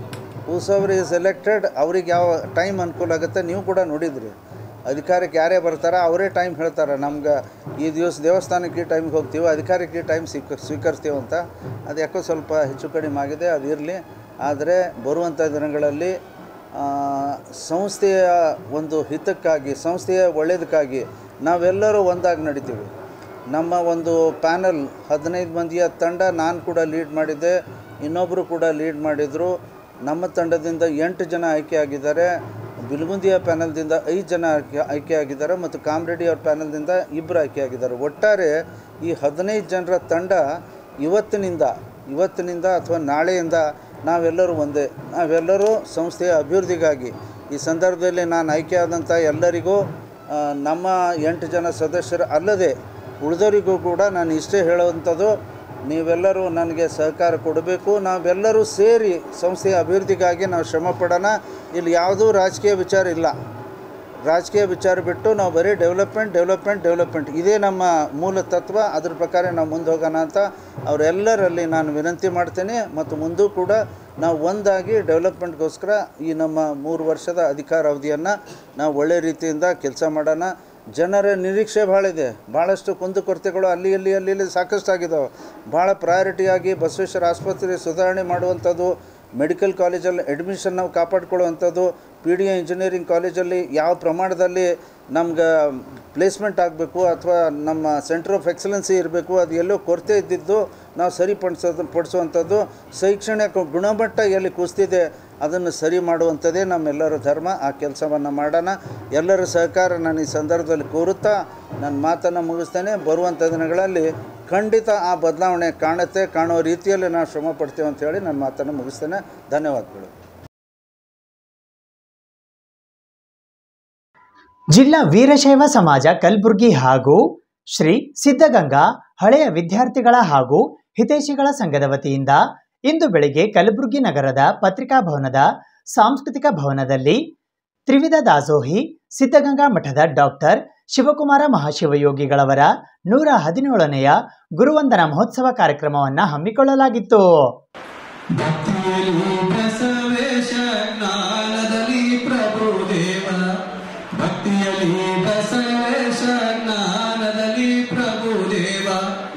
ಕರ್ಮದಲ್ಲಿ ಸಿದ್ಧರಾಮಾಯಣಿ ಸಿರಿ ನನ್ನ ತಂದೆ, ಕರ್ಮದಲ್ಲಿ ಸಿದ್ಧರಾಮಾಯಣಿ ಸಿರಿ ನನ್ನ ತಂದೆ, ಸಿದ್ಧಗಂಗಾ ಗುರುವೇ ಕೃಪೆಯಾಗು, ಸಿದ್ಧಗಂಗಾ ಗುರುವೇ ಕೃಪೆಯಾಗು, ಸಿದ್ಧಗಂಗಾ ಗುರುವೇ ಕೃಪೆಯಾಗು. ನನ್ನ ಆರಾಧ್ಯ ದೈವ ತ್ರಿವಿಧ ದಾಸರ ಮೂರ್ತಿಗಳು ಕರ್ನಾಟಕ ರತ್ನ ಪೂಜ್ಯ ಶಿವಕುಮಾರ ಮಹಾಸ್ವಾಮಿಗಳನ್ನ ನನ್ನ ಮದುವೆ ಮಂದಿರದಲ್ಲಿ ಸ್ಮರಿಸುತ್ತಾ ಜಿಲ್ಲಾ ವೀರಶೈವ ಸಮಾಜ ಹಾಗೂ ಶ್ರೀ ಸಿದ್ಧಗಂಗಾ ಹಳೆಯ ವಿದ್ಯಾರ್ಥಿಗಳ ಹಾಗೂ ಹಿತೈಷಿಗಳ ಸಂಘ ಕಲಬುರಗಿಯ ವತಿಯಿಂದ ಶ್ರೀ ಸಿದ್ಧಗಂಗಾ ಮಠದ ತ್ರಿವಿಧ ದಾಸೋಹಿ ಪರಮ ಪೂಜ್ಯ ಶ್ರೀ ಡಾಕ್ಟರ್ ಶಿವಕುಮಾರ ಮಹಾಶಿವಯೋಗಿಗಳವರ 117ನೆಯ ಗುರುವಂದನಾ ಮಹೋತ್ಸವವು ಕಲಬುರಗಿ ನಗರದ ಪತ್ರಿಕಾ ಭವನದ ಸಾಂಸ್ಕೃತಿಕ ಭವನದಲ್ಲಿ ದಿನಾಂಕ 1 ಏಪ್ರಿಲ್ 2024ರಂದು ಬೆಳಗ್ಗೆ 11:05 ಜರುಗಿತು. ಈ ಕಾರ್ಯಕ್ರಮದ ದಿವ್ಯ ಸಾನ್ನಿಧ್ಯವನ್ನು ಕಲಬುರಗಿ ಜಿಲ್ಲೆ ಆಳಂದ ತಾಲೂಕಿನ ಮಾದನ ಹಿಪ್ಪರಗಾದ ಶ್ರೀ ಶಿವಲಿಂಗೇಶ್ವರ ವಿರಕ್ತ ಮಠದ ಪೂಜ್ಯ ಶ್ರೀ ಅಭಿನವ ಶಿವಲಿಂಗೇಶ್ವರ ಮಹಾಸ್ವಾಮಿಗಳು ವಹಿಸಿದ್ದರು. ಉದ್ಘಾಟಕರಾಗಿ ಶ್ರೀ ಶರಣಬಸವೇಶ್ವರ ವಿದ್ಯಾವರ್ಧಕ ಸಂಘ ಕಲಬುರಗಿಯ ಕಾರ್ಯದರ್ಶಿಗಳಾದ ಬಸವರಾಜ್ ದೇಶಮುಖ್ ಆಗಮಿಸಿದ್ದರು. ಮುಖ್ಯ ಅತಿಥಿಗಳಾಗಿ ವಿಜಯವಾಣಿ ಕಲಬುರಗಿಯ ಬ್ಯೂರೋ ಮುಖ್ಯಸ್ಥರು ಹಾಗೂ ಜಿಲ್ಲಾ ಕಾರ್ಯನಿರತ ಪತ್ರಕರ್ತರ ಸಂಘದ ಅಧ್ಯಕ್ಷರಾದ ಬಾಬುರಾವ್ ಯಡ್ರಾಮಿ ಆಗಮಿಸಿದ್ದರು. ಇದೇ ವೇಳೆ ಆಳಂದ ತಾಲೂಕಿನ ದಂಗಾಪುರದ ಪ್ರಗತಿಪರ ಕೃಷಿಕ ಮಹಿಳೆ ಗುರುಬಾಯಿ ಆಳಂದ್ ಇವರಿಗೆ ಸಿದ್ಧಗಂಗಾ ಶ್ರೀ ಪ್ರಶಸ್ತಿ ವಿತರಿಸಲಾಯಿತು. ಅದೇ ರೀತಿ ಆಳಂದ ತಾಲೂಕಿನ ನೆಲ್ಲೂರಿನ ಸರಕಾರಿ ಪ್ರೌಢಶಾಲೆಯ ಡಿಎನ್ ಪಾಟೀಲ್ ಇವರಿಗೆ ಡಾಕ್ಟರ್ ಶಿವಕುಮಾರ ಶ್ರೀ ಪ್ರಶಸ್ತಿ ಪ್ರದಾನ ಮಾಡಲಾಯಿತು. ಈ ಕಾರ್ಯಕ್ರಮದ ಅಧ್ಯಕ್ಷತೆಯನ್ನು ಶ್ರೀ ಸಿದ್ಧಗಂಗಾ ಹಳೆಯ ವಿದ್ಯಾರ್ಥಿಗಳ ಹಾಗೂ ಹಿತೈಷಿಗಳ ಸಂಘ ಮತ್ತು ಜಿಲ್ಲಾ ವೀರಶೈವ ಸಮಾಜ ಕಲಬುರಗಿಯ ಅಧ್ಯಕ್ಷರಾದ ಅರುಣ್ ಕುಮಾರ್ ಎಸ್ ಪಾಟೀಲ್ ಕೋಡಲಹಂಗರ್ಗ ವಹಿಸಿದ್ದರು.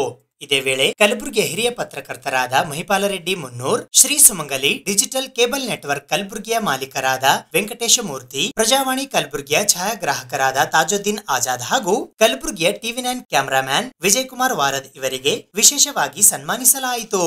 ಈ ಕಾರ್ಯಕ್ರಮದಲ್ಲಿ ಶ್ರೀ ಸಿದ್ಧಗಂಗಾ ಹಳೆಯ ವಿದ್ಯಾರ್ಥಿಗಳ ಹಾಗೂ ಹಿತೈಷಿಗಳ ಸಂಘ ಕಲಬುರಗಿಯ ಕಾರ್ಯದರ್ಶಿಗಳಾದ ದೇವೇಂದ್ರಪ್ಪ ಅವಂಟಿ, ಚನ್ನಬಸಯ್ಯ ಗುರುವಿನ್, ಜಿಲ್ಲಾ ವೀರಶೈವ ಸಮಾಜ ಕಲಬುರಗಿಯ ಪ್ರಧಾನ ಕಾರ್ಯದರ್ಶಿಗಳಾದ ಶ್ರೀಶೈಲ್ ಘೋಳಿ ಸೇರಿದಂತೆ ಇತರರು ಉಪಸ್ಥಿತರಿದ್ದರು.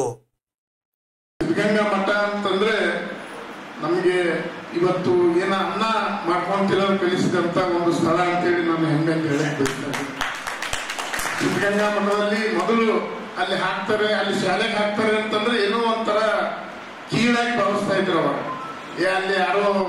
ಅಲ್ಲಿ ಯಾರೋ ಗರೀಬರಿಗೆ ಹಾಕ್ತಾರೆ ಅಥವಾ ಅಲ್ಲಿ ಯಾರೋ ನಮ್ಗೆ ಇಲ್ಲಿ ವಿದ್ಯಾಭ್ಯಾಸ ಮಾಡದೇ ಇರ್ತಕ್ಕಂಥವ್ರಿಗೆ ಅಲ್ಲಿ ಹಾಕ್ತಾರೆ ಅನ್ನೋ ಒಂದು ಭಾವನೆ ಇತ್ತವಾಗ.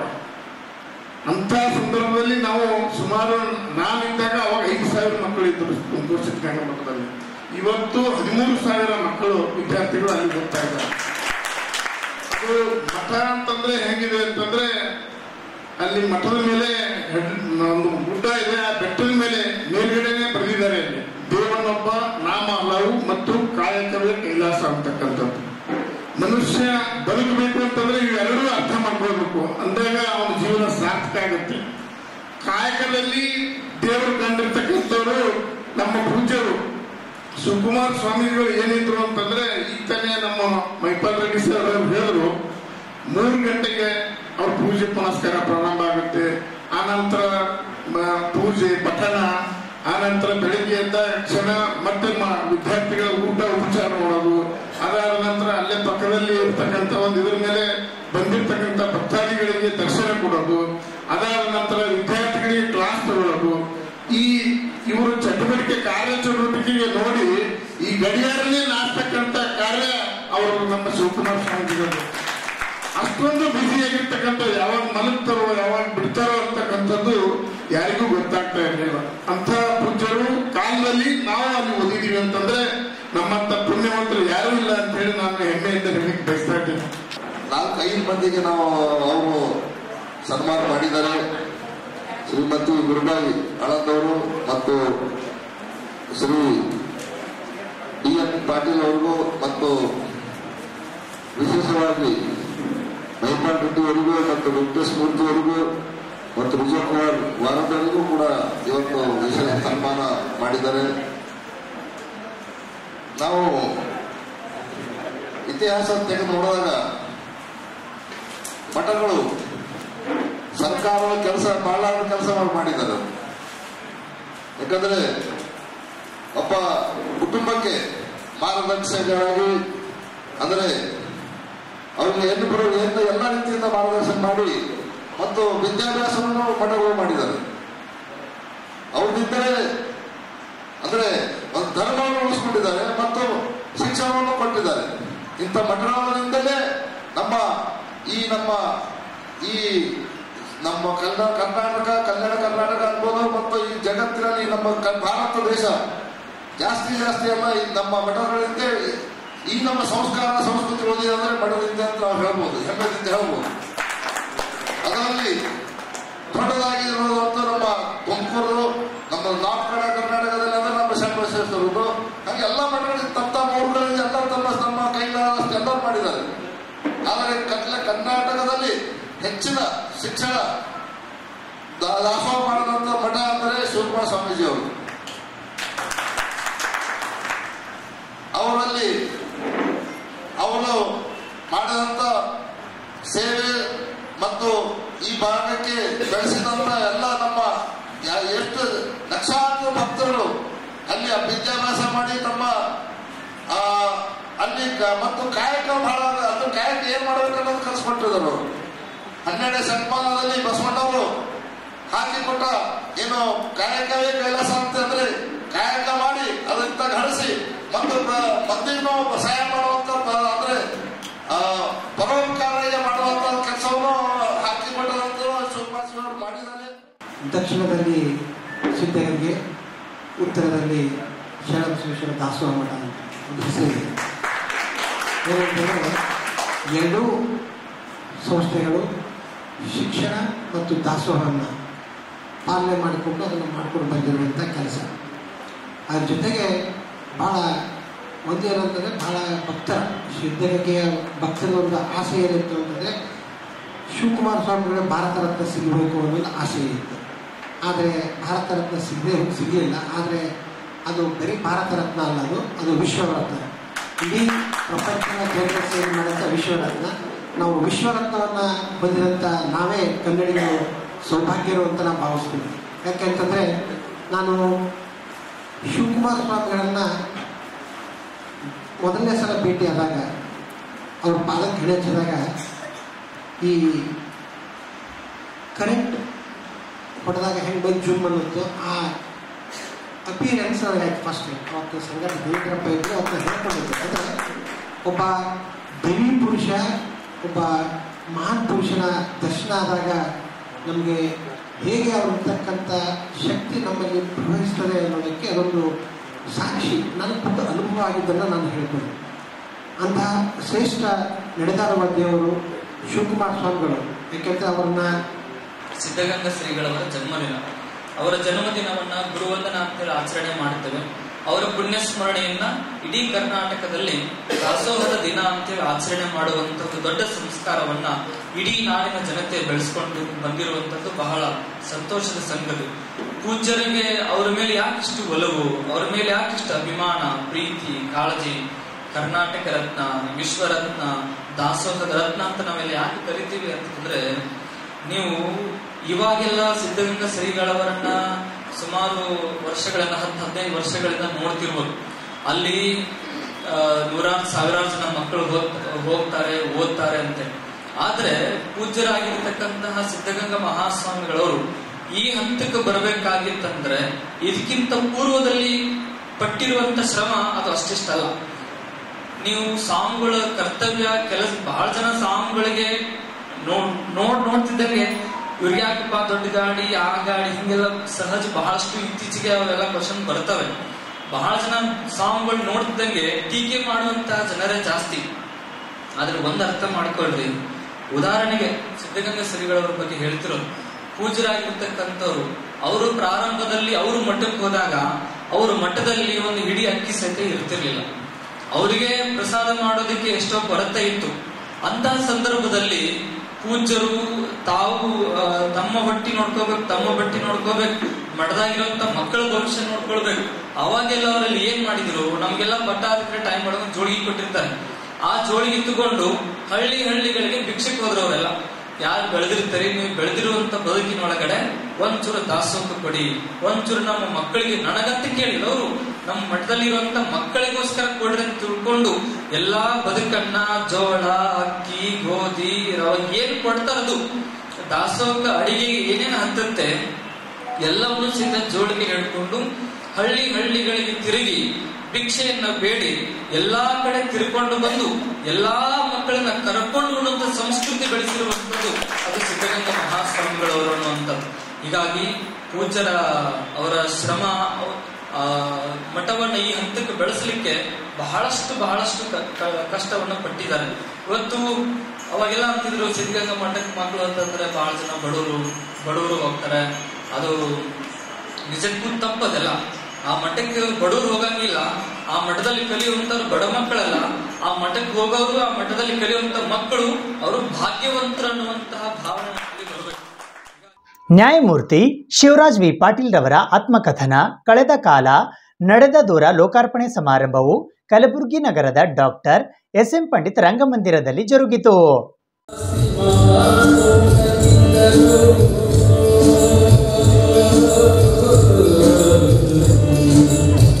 ಮಕ್ಕಳಿಗೆ ಆಸ್ತಿ ಮಾಡುವುದಕ್ಕೆಂತಲೂ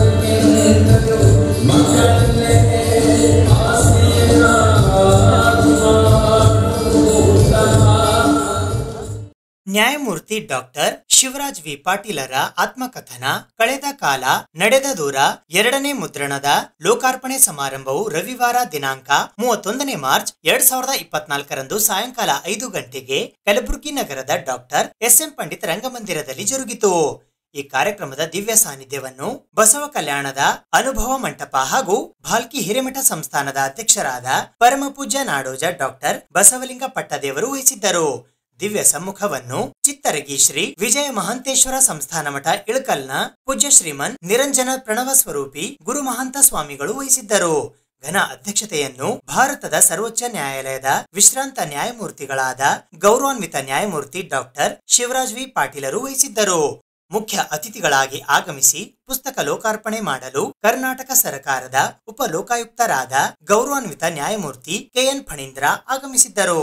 ಈ ಕಾರ್ಯಕ್ರಮದಲ್ಲಿ ನ್ಯಾಯಮೂರ್ತಿ ಶಿವರಾಜ್ ವಿ ಪಾಟೀಲ್ ಪ್ರತಿಷ್ಠಾನದ ಅಧ್ಯಕ್ಷರು ಹಾಗೂ ನಿವೃತ್ತ ಜಿಲ್ಲಾ ನ್ಯಾಯಾಧೀಶರಾದ ಎಸ್.ಎಂ. ರೆಡ್ಡಿ, ನ್ಯಾಯಮೂರ್ತಿ ಶಿವರಾಜ್ ವಿ ಪಾಟೀಲ್ ಪ್ರತಿಷ್ಠಾನದ ಕಾರ್ಯದರ್ಶಿಗಳಾದ ಪ್ರೊಫೆಸರ್ ಚೆನ್ನಾರೆಡ್ಡಿ ಪಾಟೀಲ್ ಸೇರಿದಂತೆ ನ್ಯಾಯಮೂರ್ತಿ ಶಿವರಾಜ್ ವಿ ಪಾಟೀಲ್ ಪ್ರತಿಷ್ಠಾನ ರಾಯಚೂರಿನ ಪದಾಧಿಕಾರಿಗಳು ಹಾಗೂ ಸರ್ವ ಸದಸ್ಯರು ಉಪಸ್ಥಿತರಿದ್ದರು.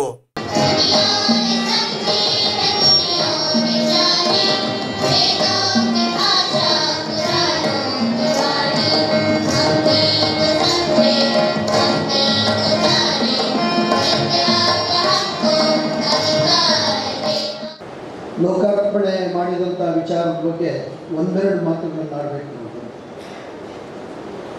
ಶಿವರಾಜ್ ಪಾಟೀಲ್ರವರ ಒಂದು ಪುಸ್ತಕ ಬಿಡುಗಡೆ ಮತ್ತು ಅವರ ವ್ಯಕ್ತಿತ್ವವನ್ನು ಒಂದೆರಡು ಮಾತುಗಳಲ್ಲಿ ಆಡೋದಕ್ಕೆ ಅಲ್ಲ, ಒಂದೆರಡು ದಿನಗಳು ಮಾತಾಡೋದನ್ನು ಕೂಡ ಸಾಕಾಗೋದಿಲ್ಲ. ಅಂಥದ್ರಲ್ಲಿ ನಾನು ಒಂದೆರಡು ಮಾತಾಡೋದಕ್ಕೆ ನಾನಂತೂ ಸಿದ್ಧನಿಲ್ಲ. ಜೊತೆಗೇನು ಅಂತಂದರೆ, ಇವತ್ತು ಅವರ ಒಂದು ಪುಸ್ತಕದ ಬಿಡುಗಡೆ ಮಾಡ್ತಿರ್ತಕ್ಕಂಥ ಒಂದು ಅಪೂರ್ವವಾದಂಥ ಒಂದು ಸನ್ನಿವೇಶದಲ್ಲಿ ಆ ಪುಸ್ತಕದಲ್ಲಿ ಏನಿದೆ ಅಂತಕ್ಕಂಥ ಒಂದು ವಿಚಾರವನ್ನು, ಒಂದು ಸಿಂಹಾವಲೋಕನವನ್ನು ಮಾಡದಿದ್ದರೆ ಆ ಲೋಕಾರ್ಪಣೆ ಮಾಡಿದ್ದಕ್ಕೂ ಕೂಡ ಒಂದು ಸಾರ್ಥಕತೆ ಸಿಗೋದಿಲ್ಲ. ಆ ಕಾರಣದಿಂದ ನಾನು ಇವತ್ತು ಕೆಲವೊಂದು ವಿಚಾರಗಳನ್ನು ತಮ್ಮ ಮುಂದೆ ಇಡೋದಕ್ಕೆ ನಾನು ಇಷ್ಟಪಡ್ತೀನಿ. ಸಾಮಾನ್ಯವಾಗಿ ಪುಸ್ತಕ ಬಿಡುಗಡೆ ಕಾರ್ಯಕ್ರಮದಲ್ಲಿ ಕವಿ ಮತ್ತು ಕವನ, ಕರ್ತೃ ಮತ್ತು ಪುಸ್ತಕ ಇವುಗಳ ವಿಶೇಷತೆಯನ್ನು, ಆ ಪುಸ್ತಕವನ್ನು ಬಿಡುಗಡೆ ಮಾಡುವ ಉದ್ದೇಶ, ಧ್ಯೇಯ, ಆದರ್ಶ, ಅದರ ಹಿನ್ನೆಲೆ ಇವುಗಳನ್ನು ನಾವು ಅರ್ಥ ಮಾಡಿಕೊಳ್ಳಬೇಕಾದಂಥ ಅವಶ್ಯಕತೆ ಇದೆ.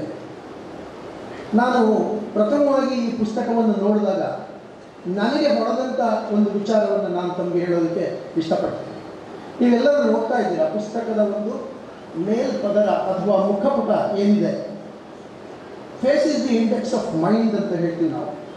ಅಂದರೆ ಮುಖ ಮನುಷ್ಯನ ಒಂದು ಕನ್ನಡಿ ಇದ್ದ ಹಾಗೆ ಅಂತ ನೋಡಿ. ಅಲ್ಲಿ ಕೆಳಗಡೆ ಒಂದು ಎತ್ತಿನ ಗಾಡಿ ಇದೆ, ಮೇಲ್ಗಡೆ ಸುಪ್ರೀಂ ಕೋರ್ಟ್ ಇದೆ, ಮಧ್ಯ ಡಾಕ್ಟರ್ ಶಿವರಾಜ್ ಪಾಟೀಲ್ ಅವರಿದ್ದಾರೆ, ಅದರ ಕೆಳಗೆ ಕಳೆದ ಕಾಲ ನಡೆದ ದೂರ ಅಂತಕ್ಕಂಥ ವಿಷಯವನ್ನು, ಶೀರ್ಷಿಕೆಯನ್ನು ಕೊಟ್ಟಿದ್ದಾರೆ. ಅಂದರೆ ಈ ಪುಸ್ತಕವನ್ನು ಓದ್ತಾ ಹೋದಂಥ ಸಂದರ್ಭದಲ್ಲಿ ಇದಕ್ಕೆ ಎಷ್ಟು ಅರ್ಥಗರ್ಭಿತವಾದ ಒಂದು ಮುಖಪುಟ ಅನ್ನೋದು ನಮಗೆ ಅರ್ಥ ಆಗುತ್ತೆ. ನೋಡಿ, ಕೆಳಗಡೆ ಗಾಡಿ, ನಮ್ಮ ಕಡೆ ಚಕ್ಕಡಿ ಅಂತ ಕರಿತೀವಿ ಅದನ್ನು. ಇದು ಏನು ಸೂಚಿಸುತ್ತೆ ಅಂತಂದರೆ, ಚಕ್ಕಡಿಯಿಂದ ಸರ್ವೋಚ್ಚ ನ್ಯಾಯಾಲಯದ ತಕ್ಕಡಿಯವರೆಗೆ ಕಳೆದ ಕಾಲ ನಡೆದ ದೂರ, ಇವುಗಳ ಮಧ್ಯ ಇರ್ತಕ್ಕಂಥದ್ದು ನೋಡಿ, ಸಂಪೂರ್ಣ ಜ್ಞಾನ ಸಂಪನ್ನವಾದಂತಹ ಪ್ರಕಾಂಡ ಪಾಂಡಿತ್ಯವನ್ನು ಹೊರಸೂಸ್ತಕ್ಕಂತಹ ಒಂದು ಶಿವರಾಜ್ ಪಾಟೀಲ್ ಅವರ ಒಂದು ಮುಖಾರವಿದೆ. ಪುಸ್ತಕವನ್ನು ಹಿಂದಕ್ಕೆ ತಿರುಗಿಸಿ ನೋಡಿದಾಗ ಅಲ್ಲಿ ಒಬ್ಬ ಮಹಾನ್ ಸ್ವಾಮೀಜಿಯವರ ಒಂದು ಫೋಟೋ ಮತ್ತು ಈ ಪುಸ್ತಕವನ್ನು ತಿದ್ದುಪಡಿ ಮಾಡಿದಂಥ ವ್ಯಕ್ತಿಯ ಒಬ್ಬ ಒಂದು ಫೋಟೋ ಇದೆ. ಇವೆರಡನ್ನು ನೋಡಿದಾಗ ನಮ್ಗೆ ಏನು ಅನಿಸುತ್ತೆ ಇವತ್ತಿನ ದಿವಸ ಅಂತಂದರೆ, ಈ ಮುಖಪುಟ ಮತ್ತು ಹಿಂಪುಟ ಎರಡೂ ಕೂಡ ಈ ಒಂದು ಪುಸ್ತಕಕ್ಕೆ ಒಂದು ಆಧಾರ ಸ್ತಂಭಗಳಾಗಿದೆ ಅಂತಂದು ನಾನಾದರೂ ಭಾವಿಸ್ತೇನೆ. ಈ ಗ್ರಂಥಗಳ ಬಗ್ಗೆ ಒಂದೇ ಒಂದು ಮಾತಿನಲ್ಲಿ ಹೇಳಬೇಕಂದರೆ, ನ್ಯಾಯಮೂರ್ತಿ ಶಿವರಾಜ್ ವಿ ಪಾಟೀಲರು ತಮ್ಮ ಬಾಲ್ಯದಿಂದಲೂ ಬಡತನದಲ್ಲಿ ಯಾವ ರೀತಿ ಪ್ರಾಮಾಣಿಕತೆಯಿಂದ ಪರಿಶ್ರಮ ಪಟ್ಟು ವಿನಯಶೀಲತೆಯನ್ನು ಮೈಗೂಡಿಸಿಕೊಂಡು ಅವುಗಳಿಂದ ದೈವಿಕತೆಯನ್ನು ಪಡೆದುಕೊಂಡು ಅತಿ ಹಿಂದುಳಿದ ರಾಯಚೂರು ಜಿಲ್ಲೆಯ ಮಲದಕಲ್ಲು ಎನ್ನುವ ಕುಗ್ರಾಮದಿಂದ ರಾಯಚೂರು, ಕಲಬುರಗಿ, ಬೆಂಗಳೂರು, ತಮಿಳುನಾಡು ಮತ್ತು ರಾಜಸ್ಥಾನಗಳ ಮುಖಾಂತರ ದಿಲ್ಲಿಯ ಸುಪ್ರೀಂ ಕೋರ್ಟಿನವರೆಗೆ ತಲುಪಿದ ಬಗ್ಗೆ ಪರಿಪೂರ್ಣ ವಿವರಗಳನ್ನು ಒಳಗೊಂಡಿರುತ್ತದೆ. ಈ ಸಾಧನೆಯನ್ನು ಮಾಡಿದ ಕಲ್ಯಾಣ ಕರ್ನಾಟಕದ ಮೊದಲ ವ್ಯಕ್ತಿ ಎಂದು ಹೇಳಿಕೊಳ್ಳಲು ನಮಗೆ ಬಹಳ ಹೆಮ್ಮೆ. ಈ ಪುಸ್ತಕಗಳ ಬಿಡುಗಡೆ ಜನವರಿ 21, 2024ರಲ್ಲಿ ಬೆಂಗಳೂರಿನ ಚೌಡಯ್ಯ ಮೆಮೋರಿಯಲ್ ಹಾಲ್ನಲ್ಲಿ ನಡೆಯಿತು. ಎರಡನೇ ಮುದ್ರಣ ಆಗಬೇಕಾದಾಗ ನನ್ನ ಮನಸ್ಸಿನಲ್ಲಿ ಒಂದು ಭಾವನೆ ಇತ್ತು. ಏನಂದರೆ, ನಾನು ಹುಟ್ಟಿ ಬೆಳೆದು ಬದುಕಿನಲ್ಲಿ ದಾರಿ ಕಂಡಂಥ ನಮ್ಮ ಪ್ರದೇಶದಲ್ಲಿ ಈ ಪುಸ್ತಕದ ಲೋಕಾರ್ಪಣೆ ಆದರೆ ಭಾಳ ಒಳ್ಳೆಯದು ಅಂತಕ್ಕಂಥ ಭಾವ ನನ್ನ ಮನಸ್ಸಿನಲ್ಲಿ. ಆಗ ಪ್ರೊಫೆಸರ್ ಚನ್ನರೆಡ್ಡಿಯವರು, ಎಸ್.ಎಂ. ರೆಡ್ಡಿಯವರು, ಡಾಕ್ಟರ್ ಅಂಬರೀಷ್ ಅವರು ಅನೇಕರು ಇದು ಭಾಳ ಒಳ್ಳೆಯ ಕೆಲಸ ಇಲ್ಲಿ ಮಾಡಬೇಕು ಅಂತಕ್ಕಂಥ ಹೇಳಿ ಅದರ ಪ್ರಕಾರ ಇವತ್ತು ಕಲ್ಯಾಣ ಕರ್ನಾಟಕದಲ್ಲಿ ಗುಲ್ಬರ್ಗದಲ್ಲಿ ಪುಸ್ತಕ ಲೋಕಾರ್ಪಣೆ ಆದದ್ದು ಭಾಳ ಸಂತೋಷ ಇದೆ. ನಾನು ಹೇಳಿದಂತೆ ಇಲ್ಲಿ ನನ್ನ ಜೀವನದ ಮಹತ್ವವಾದ ವರ್ಷಗಳನ್ನು ನಾನು ಗುಲ್ಬರ್ಗದಲ್ಲಿ ಕಳೆದಿದ್ದೀನಿ. 17 ವರ್ಷದಿಂದ 40 ವರ್ಷ ನಾನು ಶರಣಬಸವ ವಿಶ್ವವಿದ್ಯಾಲಯದಲ್ಲಿ ಮಾತಾಡೋದು ಹೇಳಿದೆ. ಒಬ್ಬನ ಬದುಕಿನಲ್ಲಿ 18 ವರ್ಷದಿಂದ 40 ವರ್ಷಗಳ ಈ ಪೀರಿಯಡ್ ಇದೆ, ಈ ಒಂದು ಕಾಲ ಇದೆ, ಅತ್ಯಂತ ಮಹತ್ವದ ಕಾಲ. ಬದುಕು ರೂಪುಗೊಳ್ಳತಕ್ಕಂಥ ಕಾಲ, ಬೆಳೀತಕ್ಕಂಥ ಕಾಲ. ಅಂಥ ಅಮೂಲ್ಯವಾದ ಕಾಲವನ್ನು ನಾನು ಶರಣರ ನಾಡು ಗುಲ್ಬರ್ಗದಲ್ಲಿ ಕಳೆದಿದ್ದೀನಿ.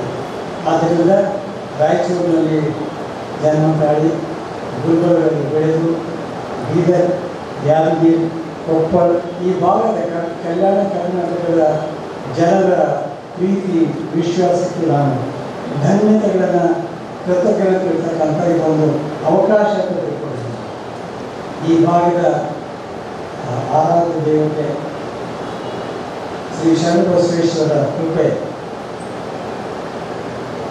ಜನರ ಸಹಕಾರ, ಕಕ್ಷಿದಾರರ ಮತ್ತು ವಕೀಲರುಗಳ ಸಹಕಾರ, ಗುರುಗಳ ಮಾರ್ಗದರ್ಶನ ಎಲ್ಲವೂ ಸೇರಿ ನನ್ನ ಜೀವನ ಇಲ್ಲಿ ರೂಪುಗೊಂಡಿದೆ.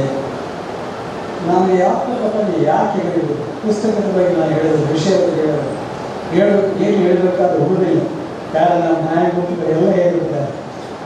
ಬಹುಶಃ ಭಾಳ ಜನಕ್ಕೆ ಒಂದು ಕಲ್ಪನೆ, ನ್ಯಾಯಾಧೀಶ ಅಂದರೆ ವಕೀಲರ ಆರ್ಗ್ಯುಮೆಂಟ್ ಕೇಳ್ತಾರೆ, ಜಡ್ಜ್ಮೆಂಟ್ ಕೊಡ್ತಾರೆ, ಅವರು ಒಳ್ಳೆಯ ಭಾಷಣ ಸಾಹಿತಿಗಳು ಮಾತಾಡೋದಂಗೆ ಮಾತಾಡೋಕ್ಕೆ ಆಗಲಿಕ್ಕಿಲ್ಲ ಅಂತಕ್ಕಂಥ ಕಲ್ಪನೆ ಇರೋದು ಸಹಜ. ಆದರೆ ಇವತ್ತು ನ್ಯಾಯಮೂರ್ತಿ ಪಣ್ಣೀಂದ್ರು ನಾನು ಭಾಳ ಆತ್ಮೀಯರು, ಅವ್ರ ಬಗ್ಗೆ ನನಗೆ ತುಂಬ ಪ್ರೀತಿ ಇದೆ. ಅವ್ರು ಮಾಡಿದ ಕೆಲಸ ನಾನು ಭಾಳ ಮೆಚ್ಕೊಳ್ತೀನಿ. ನ್ಯಾಯಾಧೀಶರಾಗಿ ಒಳ್ಳೆಯ ಕೆಲಸವನ್ನು ಮಾಡಿದ್ದಾರೆ. ಇವತ್ತು ಅವರು ಮಾತಾಡಿದ ಮೊದಲನೇ ಸಾರಿ ಅವರ ಮಾತುಗಳನ್ನು ನಾನು ಕೇಳಿದ್ದೆ ಇಷ್ಟೊಂದು ದೀರ್ಘವಾಗಿ. ಕೇಳಿದ ಮೇಲೆ ಜಸ್ಟಿಸ್ ಪಣ್ಣೀಂದ್ರವರು ನೀವು ಕೇವಲ ನ್ಯಾಯಮೂರ್ತಿಗಳ ಒಬ್ಬ ದೊಡ್ಡ ಸಾಹಿತಿಗಳು ಕೂಡ ಆಗಿದ್ದೀರಿ ಕರ್ನಾಟಕದವರು ಸರಿಯಾಗಿ ಹೇಳಿದರು. ಪುಸ್ತಕದ ಕುರಿತು ಮಾತಾಡೋದು ಸಾಹಿತಿಗಳು ಹೇಳಬೇಕಂದಾಗ ಬೇಡ, ಅವರೇ ಮಾತಾಡ್ತಾ ಇದ್ದೆ. ನೀವು ಆ ಪುಸ್ತಕದ ಬಗ್ಗೆ ಇಷ್ಟು ಚೆನ್ನಾಗಿ ಮಾಡಿದ್ದೀರಿ, ವಿಶ್ಲೇಷಣೆ ಮಾಡಿದ್ದೀರಿ, ವಿಮರ್ಶೆ ಮಾಡಿದ್ದೀರಿ, ಪರಿಣಾಮಕಾರಿಯಾಗಿ ಹೇಳಿದ್ದೀರಿ. ಬಹುಶಃ ಒಂದು ಪುಸ್ತಕ ಕುರಿತು ಅಧ್ಯಯನ ಮಾಡಿ ಇಷ್ಟೊಂದು ಚೆನ್ನಾಗಿ ಹೇಳಿದ್ರೆ ಏನಾದರೂ ಒಂದು PhD ಕೊಡಬೇಕಾದ್ರೆ ಇವತ್ತು ನಿಮ್ಮ ಭಾಷಣಕ್ಕೆ ಒಂದು ಡಾಕ್ಟರೇಟ್ ಕೊಡಬಹುದು ಅಂತ ಅನ್ಕೊಂಡಿದ್ದಾರೆ. ಅಷ್ಟೊಂದು ಚೆನ್ನಾಗಿ ಮಾತಾಡಿದೆ.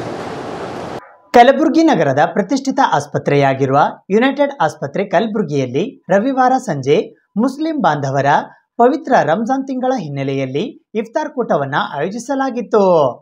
ಕಲಬುರಗಿ ನಗರದ ಪ್ರತಿಷ್ಠಿತ ಆಸ್ಪತ್ರೆಯಾಗಿರುವ ಯುನೈಟೆಡ್ ಆಸ್ಪತ್ರೆ ಕಲಬುರಗಿಯ ವತಿಯಿಂದ ದಿನಾಂಕ 31 ಮಾರ್ಚ್ 2024 ರವಿವಾರದಂದು ಸಾಯಂಕಾಲ ಮುಸ್ಲಿಂ ಬಾಂಧವರ ಪವಿತ್ರ ರಂಜಾನ್ ತಿಂಗಳ ಹಿನ್ನೆಲೆಯಲ್ಲಿ ಇಫ್ತಾರ್ ಕೂಟವನ್ನ ಆಯೋಜಿಸಲಾಗಿತ್ತು. ಮೊದಲಿಗೆ ರೋಜಾ ಮಾಡಿ ಆಮೇಲೆ ನಮಾಜ್ ಮಾಡಲಾಯಿತು. ಇದಾದ ನಂತರ ಊಟದ ವ್ಯವಸ್ಥೆಯನ್ನ ಕೂಡ ಕಲ್ಪಿಸಲಾಗಿತ್ತು. ಈ ಸಂದರ್ಭದಲ್ಲಿ ಅನೇಕ ಜನ ಪ್ರತಿಷ್ಠಿತ ಖ್ಯಾತ ವೈದ್ಯರುಗಳು ಹಾಗೂ ವೈದ್ಯಾಧಿಕಾರಿಗಳು, ಸಾರ್ವಜನಿಕರು, ವಿಐಪಿಗಳು, ಶಾಸಕರುಗಳು ಆಗಮಿಸಿ ಯುನೈಟೆಡ್ ಆಸ್ಪತ್ರೆ ಕಲಬುರಗಿಯ ಮುಖ್ಯಸ್ಥರಾದ ಡಾಕ್ಟರ್ ವಿಕ್ರಮ್ ಸಿದ್ದಾರೆಡ್ಡಿ ಇವರಿಗೆ ಪ್ರತಿ ವರ್ಷದಂತೆ ಈ ವರ್ಷವೂ ಕೂಡ ತುಂಬಾ ಅದ್ಧೂರಿಯಾಗಿ ಇಫ್ತಾರ್ ಕೂಟ ಏರ್ಪಡಿಸಿದ್ದಕ್ಕಾಗಿ ಅವರಿಗೆ ಹಸ್ತಲಾಘವ ಮಾಡುವ ಮೂಲಕ ಅಪ್ಪಿಕೊಂಡು ದೇವರು ನಿಮಗೆ ಆರೋಗ್ಯ ಕೊಟ್ಟು ಕಾಪಾಡಲಿ ಎಂದು ಶುಭ ಹಾರೈಸಿದರು.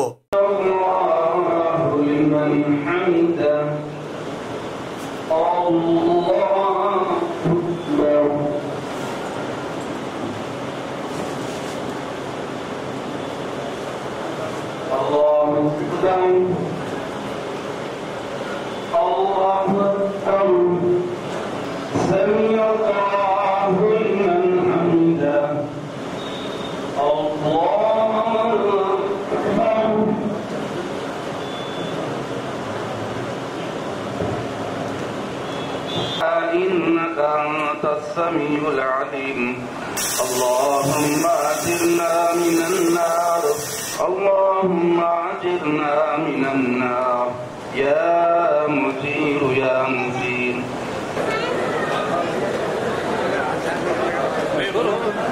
आज यूनाइटेड हॉस्पिटल पर विक्रम सिद्धारेड्डी साहब की तरफ से इफ्तार और ताम का इंतज़ाम किया गया था। मैं विक्रम साहब को और उनके तमाम लोगों को, उनके स्टाफ को मुबारकबाद पेश करता हूं। और यहाँ पर मज़हर आलम खान साहब आए हैं, हमारे अजमल गोला साहब है, गौस पत्तेबोडू साहब है, फारूक मनियाल साहब है, तमाम लोग यहाँ पर आए हैं। मैं फिर से हमारे विक्रम साहब को मुबारकबाद पेश करता हूँ और अल्लाह से ये दुआ करता हूँ अल्लाह ताला और तरक्की दे विक्रम साहब को, और जो भी लोग यहाँ पर आए हॉस्पिटल में अल्लाह ताला ने तमाम को शिफा अता फरमाएँ। फिर से विक्रम साहब ने हमें यहाँ पे बुलाया, इतना इज़्ज़त दिया, बहुत बहुत शुक्रिया साहब, थैंक यू। अस्सलाम वालेकुम, नमस्ते, आदाब। यूनाइटेड हॉस्पिटल में इफ्तार और खाने का इंतज़ाम किया गया था। विक्रम हॉस्पिटल के जो ओनर हैं विक्रम सिद्धारेड्डी साहब की जानिब से रखा गया था। ये आज से नहीं, जब से यह हॉस्पिटल चल रहा है, जब से विक्रम सिद्धारेड्डी साहब ये इफ्तार और ताम का इंतज़ाम रोज़देराओं को कर रहे हैं। हमेशा से विक्रम सिद्धारेड्डी साहब ऐसे ही करते आ रहे हैं और इनके हॉस्पिटल में जो पेशेंट आते हैं हमेशा से भी बगैर काश देखे कि उनको जो विक्रम सिद्धारेड्डी साहब जो डिस्काउंट देते हैं, मैं समझता हूँ शहर में कोई नहीं दे सकता है जो विक्रम सिद्धारेड्डी साहब जो काम करते हैं। उसके अलावा बेहतरीन स्टाफ यहाँ पर उनके हॉस्पिटल में रखकर जो काम कर रहे हैं, ये सिर्फ़ और सिर्फ एक विक्रम सिद्धारेड्डी साहब ही कर सकते हैं, ऐसा बोलना चाहूँगा मैं।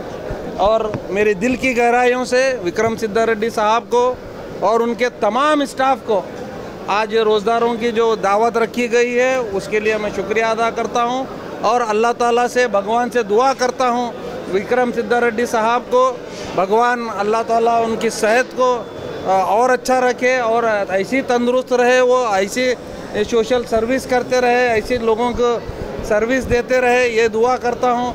और उनके जो भी मनोकामना हैं, जो भी ख्वाहिश है, भगवान उनके पूरा करे। हॉस्पिटल को ऐसी गरीबों के लिए ऐसी हमेशा 24 घंटे खुला रखे, ये मैं अपनी तरफ से दुआ करता हूँ। आज फिर एक बार मैं विक्रम सिद्धारेड्डी साहब को और उनके तमाम स्टाफ को शुक्रिया अदा कर मैं अपनी बात को ख़त्म। ಇವತ್ತು ಯುನೈಟೆಡ್ ಆಸ್ಪತ್ರೆಯಲ್ಲಿ 20ನೇ ದಿವಸ ರಂಜಾನ್ದು ಎಲ್ಲ ರೋಜಾ ಇಡುವವರಿಗೆ ಇಫ್ತಾರ್ ಒಂದು ಏರ್ಪಾಡು ಮಾಡಲಾಗಿದೆ. ಈ ಒಂದು ಇಫ್ತಾರಲ್ಲಿ ನಮಗೆ ಮಿತ್ರರು, ಬಂಧು ಬಳಗದವರು, ಎಲ್ಲ ಸಾಮಾಜಿಕ ಸಂಸ್ಥೆಯವರು, ರಾಜಕೀಯ ವಲಯದಲ್ಲಿ ಸೇವೆ ಮಾಡ್ತಕ್ಕಂಥ ಜನರು ಮತ್ತು ನಮ್ಮ ಆಸ್ಪತ್ರೆಗೆ ಸಂಬಂಧಪಟ್ಟಿರ್ತಕ್ಕಂಥ ಪ್ರತಿಯೊಬ್ಬರು ಹಿತೈಷಿಗಳು ಪ್ರತಿಯೊಬ್ಬರಿಗೆ ಇವತ್ತು ನಾವು ಆಹ್ವಾನ ಮಾಡಿ ಇಲ್ಲಿ ಒಂದು ಇಫ್ತಾರ್ಗೆ ಅಟೆಂಡ್ ಆಗಲಿಕ್ಕೆ ಆಹ್ವಾನ ಮಾಡಿದ್ವಿ. ಅದನ್ನು ಗೌರವಿಸಿ ತುಂಬ ಜನ ಇಲ್ಲಿ ಇಫ್ತಾರ್ಗೆ ಆಗಮನಿಸಿದ್ದು, ಅವರೆಲ್ಲರಿಗೂ ಕೂಡ ನಮ್ಮ ಯುನೈಟೆಡ್ ಆಸ್ಪತ್ರೆ ವತಿಯಿಂದ ತುಂಬ ಹೃದಯದ ಧನ್ಯವಾದಗಳು ಸಲ್ಲಿಸಲಿಕ್ಕೆ ಇಚ್ಛೆಪಡ್ತೀವಿ. ಅದೇ ರೀತಿ ಈ ಒಂದು ಕಾರ್ಯಕ್ರಮದಲ್ಲಿ ಅತಿ ಗಣ್ಯಮಾನ್ಯರಾದಂಥ ವ್ಯಕ್ತಿ ಫರಾಜುಲ್ ಇಸ್ಲಾಂ ಆಗಿರ್ಬೋದು, ಮಜರ್ ಆಲಮ್ ಖಾನ್ ಆಗಿರ್ಬೋದು, ಗೋಲಾ ಅವರಾಗಿರ್ಬೋದು, ಇನ್ನಿತರ ಎಲ್ಲ ಕಾರ್ಪೊರೇಟರು ಮತ್ತು ರಾಜಕೀಯ ವಲಯದವರು ಮತ್ತು ಸಾಮಾಜಿಕ ವಲಯದವರು ಎಲ್ಲರೂ ಬಂದಿದ್ದಾರೆ. ನಾವು ಅವರಿಗೆ ಮತ್ತೊಂದು ಸತಿ ಯುನೈಟೆಡ್ ಆಸ್ಪತ್ರೆ ವತಿಯಿಂದ ತುಂಬ ಹೃದಯದ ಧನ್ಯವಾದಗಳು ಸಲ್ಲಿಸ್ತೇವೆ.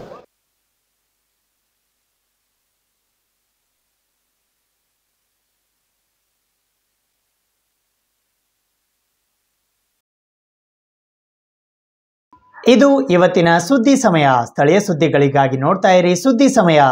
ನಿಮ್ಮ ನೆಚ್ಚಿನ ಸುದ್ದಿ ಸಮಯವನ್ನು ಡೆನ್ ಸೆಟ್-ಟಾಪ್ ಬಾಕ್ಸ್ನ ಚಾನಲ್ ಸಂಖ್ಯೆ 746ರಲ್ಲಿ ಪ್ರತಿದಿನ ರಾತ್ರಿ 9 ಗಂಟೆಗೆ, ಮರುಪ್ರಸಾರ ರಾತ್ರಿ 10 ಗಂಟೆಗೆ ಮತ್ತು ಮರುದಿನ ಬೆಳಗ್ಗೆ 8 ಗಂಟೆ ಮತ್ತು 9 ಗಂಟೆಗೆ ವೀಕ್ಷಿಸಬಹುದು.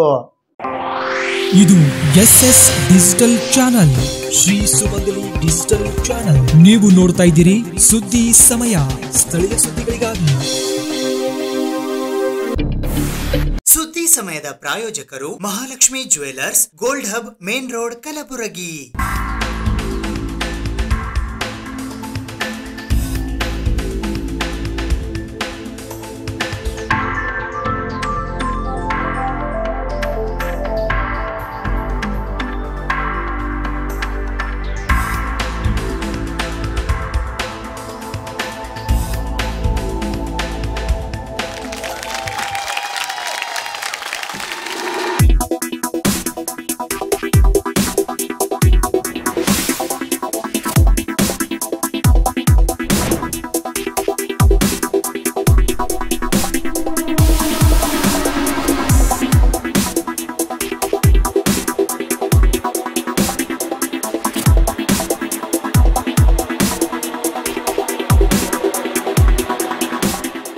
Mahalakshmi jewellers, gold hub, main road, Gulbarga.